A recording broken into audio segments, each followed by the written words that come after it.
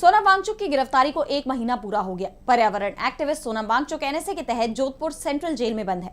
इस गिरफ्तारी को 1 महीना पूरा होने पर उनकी पत्नी गीतांजलि वांगचुक ने एक्स पर एक पोस्ट शेयर किया है, जिसमें उन्होंने इस गिरफ्तारी को लोकतंत्र का मजाक बताया है और साथ ही कुछ अहम बातें भी लिखी, जिसकी अब हर तरफ चर्चा हो रही है। तो क्या कुछ लिखा है गीतांजलि वांगचुक ने, जानेंगे इस रिपोर्ट में। पर्यावरण कार्यकर्ता सोनम वांगचुक की राष्ट्रीय सुरक्षा अधिनियम यानी एनएसए के तहत गिरफ्तारी को 26 अक्टूबर को 1 महीना पूरा हो गया। इसे लेकर उनकी पत्नी गीतांजलि वांगचुक ने सोशल मीडिया पर एक पोस्ट शेयर की है, जिसमें उन्होंने अपने पति के खिलाफ हुई कार्रवाई को गलत बताते हुए इसे भारतीय लोकतंत्र का मजाक बताया।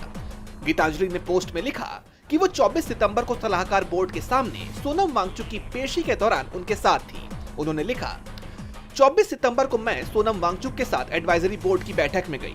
उन्होंने अपनी बात रखी कि कैसे उन्हें उनके शब्दों, बयानों और विचारों को उनके वीडियो से संदर्भ से हटाकर एनएसए के तहत अवैध रूप से हिरासत में लिया गया है। उन्होंने ये भी बताया कि कैसे अनुवादक ने जानबूझकर उनके बयानों को गलत तरीके से प्रस्तुत किया है और कैसे सीआरपीएफ, लद्दाख पुलिस और यादृच्छिक व्यक्तियों के बीच हुई असंबंधी और स्वतंत्र झड़पों को सोनम वांगचुक से जोड़ा गया है।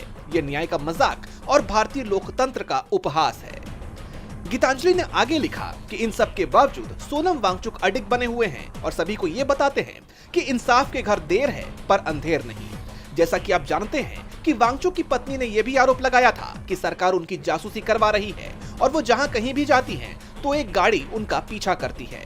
दरअसल सोनम वांगचुक को 1 महीने पहले लद्दाख में कथित तौर पर हिंसा भड़काने के आरोप में एनएसए के तहत हिरासत में ले लिया गया था। इस गिरफ्तारी को अवैध बताते हुए वांगचुक की रिहाई के लिए कई सामाजिक संगठन शांतिपूर्ण विरोध प्रदर्शन भी कर रहे हैं। अब इन सब के बीच जोधपुर जेल में बंद सोनम वांगचुक को कब राहत मिलती है, ये देखना होगा।